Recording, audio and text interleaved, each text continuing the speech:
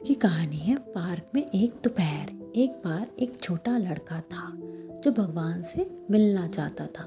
वह जानता था कि जहाँ भगवान रहते हैं वह एक लंबी यात्रा है, इसलिए उसने अपना सूटकेस और कुछ खाने की चीज़ें साथ पैक कर ली और अपनी यात्रा शुरू कर दी। जब वह लगभग 3 किलोमीटर चल चुका था तो उसकी मुलाकात एक बूढ़ी महिला से हुई। वह पार्क में बैठी कबूतरों को देख रही थी। लड़का उसके बगल में बैठ गया और अपना खाना खाने के लिए खोला।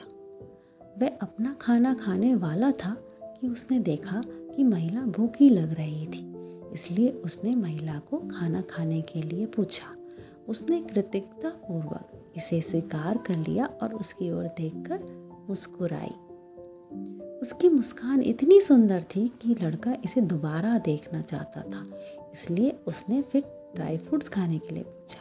एक बार फिर वह उसे देखकर मुस्कुराई। लड़का खुश हुआ।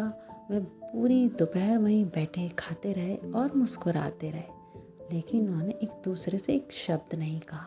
जैसे जैसे अंधेरा होता गया, लड़के को एहसास हुआ कि उसे बैठे हुए कितनी देर हो गई है और वह जाने के लिए उठा।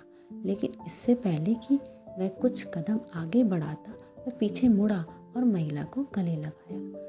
उसने उसे अपनी अब तक की सबसे बड़ी मुस्कान दी। थोड़ी देर बाद जब लड़का अपने घर पहुंचकर दरवाज़ा खोलता है तो उसके चेहरे पर खुशी देखकर उसकी माँ आश्चर्यचकित रह गई।